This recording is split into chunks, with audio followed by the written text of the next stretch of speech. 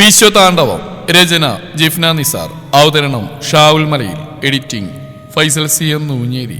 കുഴപ്പമൊന്നുമില്ല അച്ഛാ, കോളേജ് പൊളിയല്ലേ. പറയുന്നതിനൊപ്പം തന്നെ അരികിലിരുന്ന ടീനെ നോക്കി അവളൊന്ന് കണ്ണി ചിമ്മി കാണിച്ചു. ടീൻ അവളെ നോക്കി തലയാട്ടി കാണിക്കുന്നുണ്ട്. രണ്ടുപേരും കൂടി നടക്കാനിറങ്ങാൻ നിൽക്കുന്ന സമയത്താണ് മിത്രയുടെ ഫോണിലേക്ക് ഡെന്നീസ് വിളിക്കുന്നത്. പതിവ് വിശേഷങ്ങൾക്ക് ശേഷം അന്നത്തെ കോളേജിലെ കാര്യം കൂടി അദ്ദേഹം ചോദിച്ചു. അവിടെ നടന്നതിൽ അച്ഛനോട് പറഞ്ഞിട്ട് വെറുതെ ഒരു ടെൻഷൻ ഉണ്ടാക്കേണ്ടെന്ന് കരുതിയാണ് മിത്ര അതിനെക്കുറിച്ച് പറയാഞ്ഞത്. അതുമല്ല, പിന്നെ തനിച്ചുള്ള ഈ താമസത്തെക്കുറിച്ചായിരിക്കും അച്ഛന് വേറെ ആശങ്ക. ഒറ്റയ്ക്ക് താമസിക്കുമ്പോൾ അവരിനിയും പ്രശ്നത്തിന് വന്നാലോ, അവിടെ സേഫല്ല എന്നെങ്ങാനും അദ്ദേഹം പറയുമോ എന്ന് അവൾ ഭയന്നുപോയി. ആ വീടിനെയും അവിടെയുള്ള താമസത്തിനെയും ഇതിനോടം തന്നെ അവൾക്ക് ഏറെ പ്രിയമായി കഴിഞ്ഞിരുന്നു. എന്തിന്റെ പേരിലായിരുന്നാലും അതൊഴിഞ്ഞു പോവുക എന്നുള്ളത് അവൾക്കപ്പോൾ ഓർക്കാൻ കൂടി വയ്യാത്ത വിധം. അതുമല്ല, രാഹുലിനെ പേടിച്ച് ഇനിയും ഒരു തോൽവി, അത് അവളെ സംബന്ധിച്ച് ചിന്തിക്കാൻ കൂടി കഴിയാത്ത തന്നെയാണ്.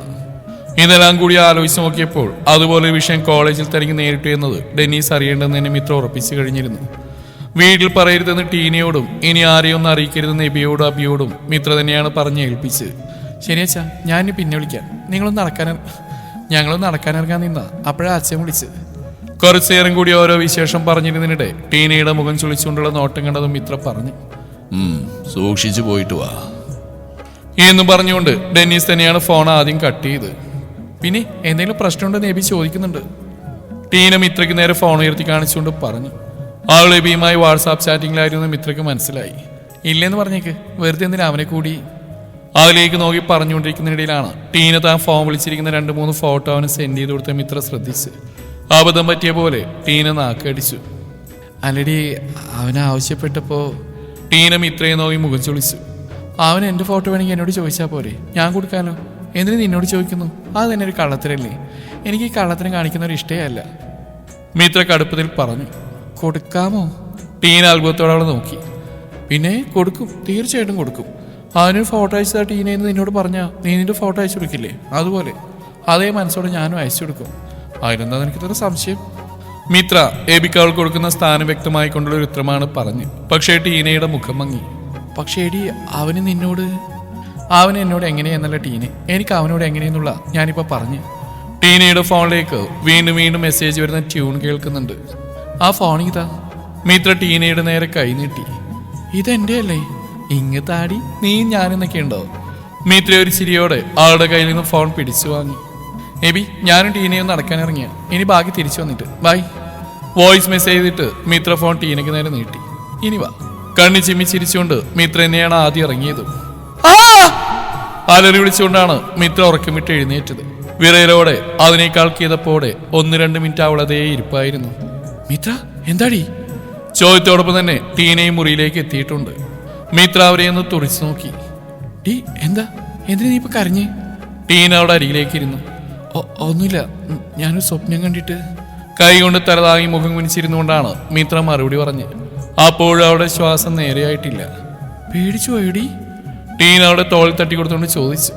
ആളുടെ ആ ഇരിപ്പ് കണ്ടിട്ട് ടീനക്ക് തോന്നിയിരുന്നു മിത്ര നന്നായി ഭയന്നു പോയിട്ടുണ്ടെന്ന്. പോയി കിടന്നോ ടീനെ, ഒന്നുമില്ല, ഒരു സ്വപ്നം, ഒരു ചീത്ത സ്വപ്നം. അത്രയും പറഞ്ഞുകൊണ്ട് മിത്ര എഴുന്നേറ്റു. ടീന ഒന്നും മിണ്ടാതെ ആള് നോക്കി ആ കിടക്കയിൽ തന്നെ ഇരുന്നു. മിത്ര അടുക്കളയിൽ പോയിട്ട് ഒരു ഗ്ലാസ് വെള്ളമെടുത്ത് കുടിച്ചിട്ട് വീണ്ടും കിടക്കയിൽ വന്നിരുന്നു. നിനക്ക് എന്തു പറ്റി? നീ ഇങ്ങനെയൊന്നല്ലല്ലോ മിത്രേ. ചുണ്ടുകൾ കൂട്ടിപ്പിടിച്ച് കണ്ണടച്ച് മുഖം കുനിച്ചുകൊണ്ടിരിക്കുന്ന മിത്രയെ നോക്കി ടീന സംശയത്തോടെ ചോദിച്ചു. ഒന്നുമില്ലടി, ഉറങ്ങാൻ കിടന്നപ്പോൾ ഞാൻ ആ കോളേജിൽ ഇൻസിഡന്റ് ഓർത്തിട്ടാ കിടന്നിരുന്നു. അതുകൊണ്ടായിരിക്കും മനസ്സിലൊരു നെഗറ്റീവ് ഫീലിംഗ്. അത് തന്നെ സ്വപ്നത്തിൽ ആവർത്തിച്ചു, അത്രമാത്രം. അല്ലാതെ എനിക്കൊന്നും പറ്റിയിട്ടില്ല. നീ പോയി കിടന്നോ, നാളെ കോളേജിൽ പോകേണ്ടതല്ലേ, വെറുതെ ഉറക്കം കളയണ്ട. മനസ്സിലെ വെപ്രാളമൊന്നും പുറമേ കാണിക്കാതെ ശാന്തമായിട്ടാണ് മിത്ര ടീനയെ നോക്കിയിട്ട് അത് പറഞ്ഞത്. ഞാനിന്നിവിടെ കിടന്നാലോ? ടീനക്ക് അവളെ അങ്ങനെ വിട്ടു പോകാൻ തോന്നിയില്ല. വേണ്ടടി, ഈ ചെറിയ കട്ടിൽ നമ്മൾ രണ്ടും വെറുതെ റിസ്ക് എടുത്തിട്ട് കിടക്കണം. നീ പോയി നിന്റെ പെട്ടി കിടക്ക്. ശരി. മിത്രക്ക് ടീനയെ പറഞ്ഞുവിടാനായിരുന്നു ധൃതി. ഇനി ഇവിടെ നിന്നാൽ ആൾ വീണ്ടും വീണ്ടും ചോദ്യം ചോദിക്കും. അപ്പോഴെല്ലാം താൻ ആ സ്വപ്നത്തെക്കുറിച്ച് ഓർക്കും. വെറുതെയുള്ള സമാധാനം കൂടി പോകും. ടീന മനസ്സോടെ മിത്രക്കൊരു ബുദ്ധിമുട്ടാവേണ്ടെന്ന് കരുതി മാത്രമാണ് ആളുടെ മുറിയിലേക്ക് പോയത്. വാതിൽ ചാരിക്കൊണ്ട് മിത്ര വീണ്ടും ബെഡിലേക്ക് ഇരുന്നു. എന്നാലും എന്തായിരിക്കും ഇതുപോലൊരു സ്വപ്നം? അതിനുണ്ട് നിർണായക ഘട്ടത്തിൽ തന്നെ രക്ഷപ്പെടുത്തിയ വിശ്വ അവൻ തന്നെ ഉപദ്രവിക്കുന്നു.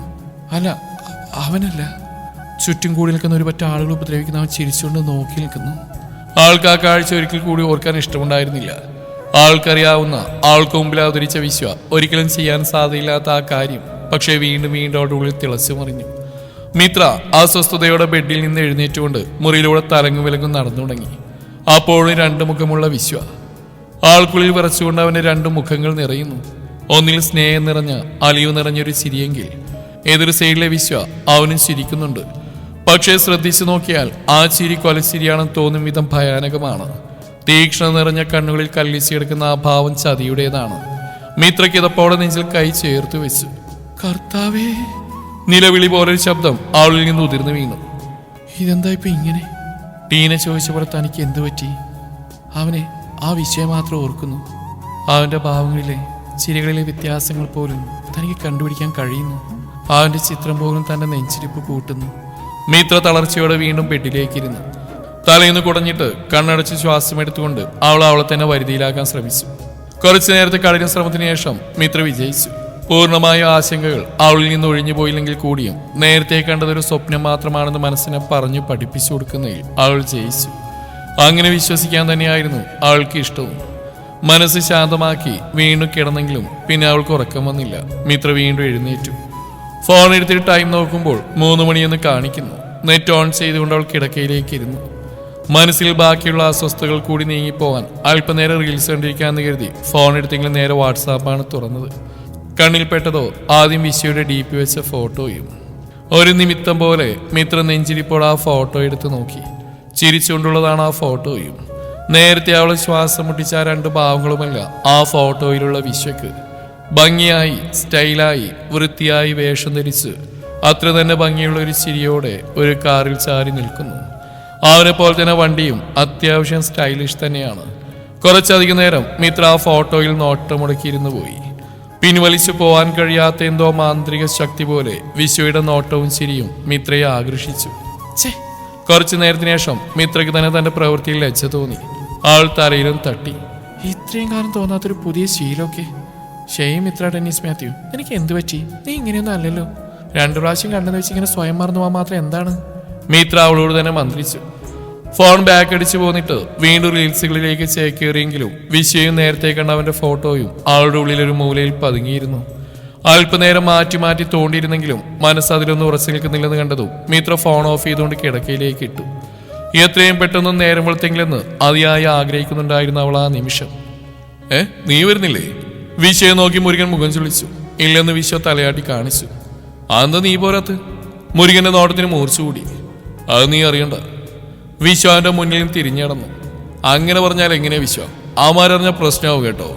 മുരുകൻ പിന്നിൽ നിന്ന് ഓർമ്മിപ്പിച്ചു. അത് ഞാൻ സഹിക്കും. നീ ഒരുങ്ങി പോവാൻ നോക്ക്, എനിക്ക് ഉറക്കം വരുന്നു. തിരികെ കിടക്കയിലേക്ക് തന്നെ പോയി കിടന്നുകൊണ്ട് വിശ്വ വിളിച്ചു പറഞ്ഞു. ഇതെന്തുവാടാ ഇങ്ങനെ? എടാ നീ ചുമ്മാ കളിക്കാൻ എഴുന്നേറ്റ് വന്നേ. അവര് പറയുമ്പോൾ ആ കൂടി 6 മാസം പ്രേമിക്കാൻ ഒടിച്ച് മടക്കാനല്ല മുന്നിലുള്ളു. അതിങ്ങനെ വെറുതെ കൂടി കളഞ്ഞാലേ പിന്നെ എങ്ങനെ ശരിയാവും? ഇനി അതിന്റെ പേരിൽ ആ ചൊറിയുമ്പോഴും വന്നിട്ട് വല്ലതും പറയും. നീ അവനോട് തട്ടിക്കയറും. എന്തിനാണ് വെറുതെ പ്രശ്നം ഉണ്ടാക്കുന്നത്? നീ വന്നേ. മുരുകൻ ഓരോന്ന് പറഞ്ഞുകൊണ്ട് അവന് പുറകെ തന്നെ വിശ്വ കിടക്കുന്ന മുറിയിലേക്ക് ചെന്നു. ആ പ്രേമത്തിനുള്ള ബാക്കി പണി കൂടിയാ മുരുക. ഇന്നത്തെ എൻ്റെ ലീവ്. ഇന്ന് മാത്രമല്ല, നാളെ കൂടി ഞാൻ അങ്ങോട്ടില്ല. വിശ്വ അതേ കിടപ്പിൽ തന്നെ പറയുമ്പോൾ മുരുകന്റെ മുഖം കൂടുതൽ ചുളിഞ്ഞു. നീ ഒന്ന് തെളിച്ചു പറഞ്ഞേടാ, എനിക്കൊന്നും കത്തിയില്ല. അതിപ്പോ ഞാൻ എങ്ങനെ പറഞ്ഞാലും നിനക്ക് കത്താൻ സാധ്യത കുറവാ. നീ ട്യൂബ് ലൈറ്റിന് പോലും ഭീഷണിയാ. അതുകൊണ്ട് കുളിച്ചു മാറി പൊന്നുമാ പോവാൻ നോക്കിയാട്ടെ. ഞാനൊന്ന് ഉറങ്ങട്ടെ, ശല്യം ചെയ്യല്ലേ. വിശ്വ തലവഴി പുതപ്പിട്ട് മൂടി. എന്നാ ഞാനും പോലും വിശ്വ.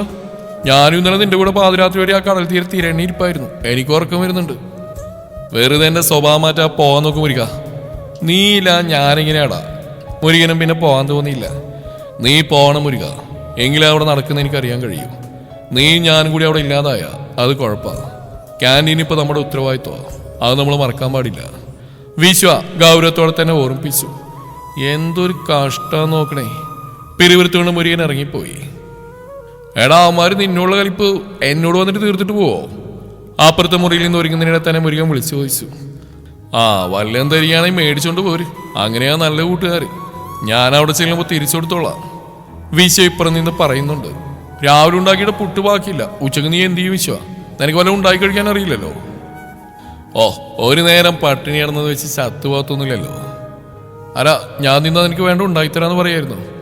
ഇനി നീ നിന്നാലേ ഞാൻ നിനക്ക് വല്ലതും തരും. പിന്നെ കുറച്ചു നേരത്തേക്ക് മുരുകന്റെ ശബ്ദം കേൾക്കുന്നില്ല. ഞാൻ പോവേണു. മുരുകന്റെ മുറുകിയ സ്വരം കേട്ടാണ് വിശ്വപിനെ തലവുക്കി നോക്കിയത്.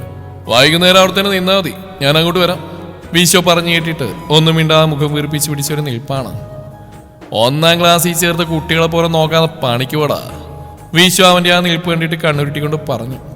കൊണ്ടുവിടണോന്ന് പോലും ചോദിക്കുന്നില്ല, നാറി. മുരുകൻ പിറുവിറുത്തു. പിന്നെ 4 അടി നടന്നു നേരി നീ തേഞ്ഞൊന്നും പോവില്ല, വലിച്ചു വിട്ടോ. അത് കേട്ട വിശ്വ അല്പം കാര്യമായി തന്നെ മറുപടിയും കൊടുത്തോടെ മുരുകൻ തൃപ്തിയായതുപോലെ നോട്ടത്തോടെ ഇറങ്ങിപ്പോയി. എഴുന്നേറ്റ് പോയി മുൻവശത്തെ വാതിലടച്ചു പൂട്ടി ഒന്നുകൂടി ഉറങ്ങിയേക്കാന്ന് കരുതി വന്ന് കിടന്നെങ്കിലും പിന്നെ അവന് ഉറക്കം വന്നില്ല. ചടപ്പോടെ എഴുന്നേറ്റ് പോയൊരു ചായയും ഇട്ട് അതുമായി തിരികെ മുറിയിലേക്ക് തന്നെ വന്നു. എതിരെ മിത്രയുണ്ടെന്നുള്ള അറിവ് ഉള്ളിലുള്ളത് കൊണ്ട് തന്നെ കുറച്ചേരം കൂടി പുറത്തേക്ക് ഇറങ്ങാതിരിക്കുന്നതാണ് നല്ലതെന്ന് അവന് തോന്നി. തന്നെ ഇപ്പൊ ഇവിടെ വെച്ചിട്ട് അവൾ കാണണ്ട എന്നൊരു തോന്നലുണ്ടായവന്. തന്റെ ഊഹം ശരിയാണെങ്കിൽ തീർച്ചയായിട്ടും അവൾ ഇന്നോ നാളെയോ തന്നെ തേടി ക്യാൻറ്റീനിൽ വരാൻ സാധ്യതയുണ്ട്. താൻ കൊടുത്തൊരു ഷർട്ട് അവളുടെ കയ്യിലുണ്ട്, അത് തിരികെ തരാനെങ്കിൽ അവൾ വരേണ്ടതാണ്. അത്ര ഉറപ്പൊന്നുമില്ലെങ്കിലും വിശ്വക്ക് അങ്ങനെ ഒരു തോന്നലുണ്ട്. അതിനുവേണ്ടി തന്നെയാണ് 2 ദിവസം അങ്ങോട്ട് പോകുന്നില്ലെന്ന് അവൻ തീരുമാനിച്ചതും. താൻ വരുന്നവരെയും മിത്രക്കെതിരെ മൂവ്മെന്റും പാടില്ലെന്ന് വിശ്വ തന്നെ രാഹുലിനെയും വിളിച്ചു പറഞ്ഞിട്ടുണ്ട്. രാഹുലിനോട് തന്നെ നിതിനെയും കൂട്ടിയിരുന്ന് ശ്രദ്ധിക്കണമെന്ന് പറയാനും മറന്നില്ല അവൻ. വിശ്വയുടെ ഊഹം ഏറെക്കുറെ ശരിയായിരുന്നു. കോളേജിലെത്തിയത് മുതൽ അറിയാതെ തന്നെ മിത്ര ക്യാൻറ്റീൻ പരിസരത്ത് വിശ്വയെ തേടുന്നുണ്ടായിരുന്നു. തന്റെ ആ അന്വേഷണം ടീനയ്ക്ക് തിരിച്ചറിയാതിരിക്കാനും അവൾ അങ്ങേയറ്റം ശ്രദ്ധിക്കുന്നുണ്ട്. എങ്ങനെയുണ്ടായിരുന്നു? മുരുകൻ വന്ന് കയറിയ നിമിഷം തന്നെ വിശ്വ അതാണ് ചോദിച്ചത്. കോളേജിന് പുറത്ത് കാർ നിർത്തി മുരുകനെ കാത്തിരിക്കുകയായിരുന്നു വിശ്വ. നിന്നെ അന്വേഷിച്ചുകൊണ്ടാരും വന്നില്ലെന്നൊഴിച്ചാ ബാക്കിയെല്ലാം ഉഷാറായി. അത് പറയുമ്പോൾ മുരുകന്റെ മുഖത്ത് വിശ്വയോട് പകരം വീട്ടിയ ഒരു ചാരിതാർത്ഥ്യമുണ്ട്. വിശ്വക്ക് അത് പെട്ടെന്ന് മനസ്സിലായി. ഇന്ന് തന്നെ എന്നെ അന്വേഷിച്ചു വരുന്ന ഞാൻ ഉറപ്പിച്ച് പറഞ്ഞിട്ടൊന്നുമില്ലല്ലോടാ. വണ്ടി മുന്നോട്ടെടുക്കുന്നതിനിടെ വിശ്വ ഒരു ചിരിയോടെ പറഞ്ഞു. ആ ഇനി അത് പറഞ്ഞു, പക്ഷെ വന്നവരെല്ലാം നിന്നെ അന്വേഷിച്ചു. മുരുകൻ പറഞ്ഞപ്പോഴും വിശ്വ ചിരിക്കുക മാത്രം ചെയ്തു. സാറുമാര് വിളിച്ചിരുന്നോ? അവരെ കാണാനാണോ പോകുന്നത്? മുരുകൻ ചോദിക്കുമ്പോൾ വിശ്വ അല്ലെന്ന് തലയാട്ടി. വിശക്കുന്നിടാ, ഞാനൊന്നും കഴിച്ചിട്ടില്ല. വിശ്വ മുഖം ചൊളിച്ചുകൊണ്ട് പറഞ്ഞു. നന്നായി പോയി, മര്യാദക്ക് ഞാൻ പറഞ്ഞല്ലേ, അപ്പൊ നീ തന്നെയല്ലേ എന്നെ ഓടിച്ച്. മുരുകൻ അത് ഇഷ്ടപ്പെട്ട മട്ടാണ്. അതിന് ഞാൻ ചത്തൊന്നും പോയിട്ടില്ലല്ലോ. വിശ്വയും വിട്ടുകൊടുത്തില്ല. അതിനിടയിൽ അത്യാവശ്യം വലിയ റെസ്റ്റോറന്റ് മുമ്പിൽ വിശ്വ കാർ ഒതുക്കി കഴിഞ്ഞു. ഇവിടൊക്കെ വേണോടാ? അതിന്റെ വലുപ്പവും പത്രാവസും കണ്ടിട്ട് മുരുകൻ മുഖം ചൊളിച്ചു. ഇവിടുന്ന് പോകുന്നവരെയും നമ്മൾ പൈസക്കാരാ, നീ അങ്ങോട്ട് ഇറങ്ങടാ മോനെ മുരുക. മുരുകനോട് പറയുന്നതിനൊപ്പം തന്നെ വിശ്വ ഡോർ തുറന്നുകൊണ്ട് ഇറങ്ങി. ഡാ ഇനി അവിടെ ചെന്നിട്ട് പോലെ പഞ്ചാര വർത്താനം പറഞ്ഞിട്ടേ അവിടെ കയ്യിൽ നിന്ന് വായിച്ചുവിട്ടാൻ നിൽക്കണ്ട, ഇപ്പോഴേ പറഞ്ഞേക്കാം. ബൈക്ക് നിർത്തി ഗേറ്റ് തുറക്കും മുന്നേ തന്നെ എബി അബിയെ ഓർമ്മിപ്പിച്ചു. വലിയൊരു തെളിച്ചമില്ലാത്തൊരു ചിരിയോടെ അവനൊന്ന് തലയാട്ടി സമ്മതിച്ചു. ദേബി നിന്നെ ഓഞ്ഞ മൂട് കാണുമ്പോ എനിക്ക് പറഞ്ഞു വരുന്നുണ്ട് കേട്ടോ. ഇങ്ങനൊരു കാര്യം ആദ്യം നീ എന്നോട് പറഞ്ഞപ്പോൾ തന്നെ നിന്നോട് ഞാൻ പറഞ്ഞൊരു കാര്യം ഉണ്ടായിരുന്നു. അബിയെ പിടിച്ചിരുത്തിക്കൊണ്ട് ശബ്ദമടക്കി പിടിച്ചുകൊണ്ട് പറഞ്ഞു. അതും ഇത്രയാണ്, സാധാരണ നമ്മൾ കണ്ടു ശീലിച്ച ഒലിപ്പീരി പെൺകുട്ടികളിൽ നിന്നും തീർത്തും ഡിഫറൻ്റ് ആയിട്ട് ഒരുപാട്. അവൾക്ക് അവളുടേതായ നിലപാടുകളുണ്ട് എന്ന് മാത്രമല്ല, അത് പറയേണ്ടടുത്ത് പറയേണ്ടവരോട് പറയേണ്ട രീതിയിൽ പ്രസന്റ് ചെയ്യാനുള്ള കഴിവുണ്ട്. അതെല്ലാം അഡ്ജസ്റ്റ് ചെയ്യാൻ നിന്റെ ഇഷ്ടം അവൾ അംഗീകരിക്കുന്നവരെയും കാത്തിരിക്കാൻ ക്ഷമയുണ്ടെങ്കിൽ മാത്രം ഈ പണിക്കെന്നാ മതിയെന്ന് ഓർമ്മയുണ്ടോ നിനക്കത്? അബിയുടെ ചോദ്യം. എബി ഓർമ്മയുണ്ടെന്ന് സമ്മതിച്ചു. എന്നിട്ടാണോടാ നീ ഇങ്ങനെ നിലാവ് തഴിച്ചുവിട്ട കോഴിയെ പോലെ കണ്ണുവീഴ്ച നടക്കുന്നത്? ആ ഇതിപ്പോ കണ്ടാ നിന്നോട് ഉണ്ടായിരുന്ന ഇൻട്രസ്റ്റ് കൂടി ഇല്ലാതായി പോകുന്ന ലക്ഷണമാണ്. അബി പറഞ്ഞു നിർത്തി. തലേന്ന് മിത്ര പറഞ്ഞ കാര്യങ്ങൾ ടീന രാത്രിയിൽ തന്നെ അവനെ വിളിച്ചറിയിച്ചിരുന്നു. അപ്പോൾ തുടങ്ങിയതാണ് അവനൊരു വല്ലായ്മ. അങ്ങനെയാണ് അബിയെയും കുത്തിപ്പൊക്കി അങ്ങോട്ടുള്ള വരെ എത്തിയത്. ഇല്ലടാ ഒന്നുമില്ല, ഞാൻ ഓക്കെയാ. അവൻ പറഞ്ഞുകൊണ്ട് എബി തന്നെയാണ് ആദ്യം അകത്തേക്ക് കയറിയത്. ആ ഓക്കെ ആണെങ്കിൽ നിനക്ക് കൊള്ളാം, ഇല്ലെങ്കിൽ അവൾ നിന്നെ ചവിട്ടിയെടുത്ത് വെളിയിൽ കളയും. അവൻ പറഞ്ഞുകൊണ്ട് അബി അവനൊപ്പം തന്നെ അകത്തേക്ക് കയറി. കോളിംഗ് ബെല്ലടിച്ച് കാത്തു നിന്നു. മിത്രയാണ് വന്ന് വാതിൽ തുറന്നു. പെട്ടെന്ന് ഒട്ടും പ്രതീക്ഷിക്കാതെ അവരെ അവിടെ കണ്ടതിന്റെ ഞെട്ടലോടെ തന്നെ അവൾ എബിയെ അകത്തേക്ക് വിളിച്ചു. ടീന പക്ഷേ അന്ന് അവരെ പ്രതീക്ഷിക്കുന്നുണ്ടായിരുന്നു എന്നൊരു ഭാവമാണ്. എബിയോട് സംസാരിക്കുമ്പോൾ തന്നെ അവളത് കരുതിയതുമാണ്. നിങ്ങളിവിടെ കൊണ്ടുവന്നാക്കി പോയത് ഞങ്ങളല്ലേ? ഇവിടെ നിങ്ങളുടെ ശല്യമുണ്ടെന്ന് അയൽവാസികൾ പറയും മുന്നേ ഒന്ന് വന്നിട്ട് അന്വേഷിച്ചു പോകാന്ന് കരുതി. മിത്രയെ നോക്കി അബി ചിരിച്ചുകൊണ്ട് പറയുമ്പോൾ അവൾ അവനെ നോക്കിയൊന്ന് കണ്ണുരുട്ടി കാണിച്ചു. പോടാ, ഇവിടെ ഞങ്ങൾ ഡീസന്റ് പാർട്ടികളാണ് അല്ലേടി? മിത്ര അവന്റെ വയറിനൊരു ഇടി കൊടുത്തുകൊണ്ട് ടീനയെ നോക്കി.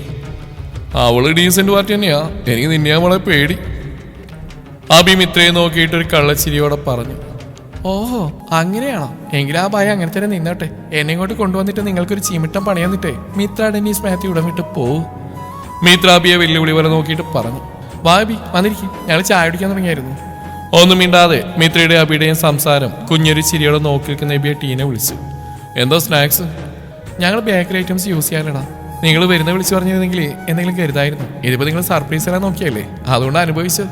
മിത്ര രണ്ടുപേർക്കുള്ള ചായ കൂടി ടേബിൾ വെച്ചുകൊണ്ട് പറഞ്ഞു. അത് കുഴപ്പമില്ല, രണ്ടാളും പെട്ടെന്ന് ഫ്രഷായി വാ, നമുക്കൊന്ന് ഔട്ടിങ്ങിന് പോവാം. അബി തന്നെ അതിനുള്ള പ്രതിവിധിയും പറഞ്ഞു. പരസ്പരം നോക്കിയിട്ട് മിത്രയും ടീനയെ സമ്മതിച്ചു. എങ്ങോട്ട് പോകും? മിത്ര അബിയെ നോക്കി. നീ പോയി റെഡിയായിട്ട് വാ മിത്രമേ, ആദ്യം ഇവിടെ നിന്ന് ഇറങ്ങാം. ഈ കോഴിക്കോട് ഔട്ടിങ്ങിന് പോകാനുള്ള സ്ഥലമില്ലാത്തത്. അബി പറഞ്ഞു കേട്ടു മിത്രയെ ഒരു ചിരിയോടെ റെഡിയാവാൻ അകത്തേക്ക് പോയി. നിന്റെ സംസാരിച്ച ശേഷി പോയോടാ? എബിയുടെ അരികിൽ വന്നിട്ട് ടീനയാണ് ചോദിച്ചത്. ഞാൻ ഇന്നലെ മുതൽ തുടങ്ങിയ ഈ നാരിയോട് പറയുന്നു, അവൻ്റെ ഒരു ഒടുക്കത്തെ സെന്റിമെന്റൽ, അതോ അവൾക്ക് മുമ്പിൽ. അബി കൂടി അവിടെ അരികിലേക്ക് വന്നിട്ട് ശബ്ദം കുറച്ച് പറഞ്ഞു. ഈ മണ്ടനെല്ലാം നശിപ്പിക്കും. നമ്മൾ ഇത്രയും കഷ്ടപ്പെട്ടുകൊണ്ട് ഇവനെ ഒരിപ്പിക്കാൻ ശ്രമിക്കുമ്പോൾ അവൻ്റെ ഒരു അബിക്ക് എബി രണ്ട് കൊടുക്കണമെന്ന് തോന്നുന്നുണ്ട്. അവൻ്റെ ഇരിപ്പ് കാണുമ്പോൾ അവൻ്റെ ശബ്ദം കൂടുന്നു കണ്ടതും ടീന ചുണ്ടിൽ വിരൽ ചേർത്ത് വെച്ചുകൊണ്ട് പറഞ്ഞു. നമ്മൾ കൂടി ഇവനപ്പോൾ സ്ട്രോങ് സപ്പോർട്ട് ഉണ്ടെന്ന് അവൾക്ക് തോന്നരുത് അബി, അവൾക്കത് സങ്കടമാവും. ടീന ഓർമ്മിപ്പിച്ചു. നീ ചെല്, പോയി റെഡിയാവാ. അവൻ പറഞ്ഞുകൊണ്ട് അബി പുറത്തേക്ക് ഇറങ്ങിപ്പോയി. അവന് പിറകെ എബിയും. തുടരും ഈ കഥയുടെ ബാക്കി ഭാഗം നാളെ ഇതേ സമയം.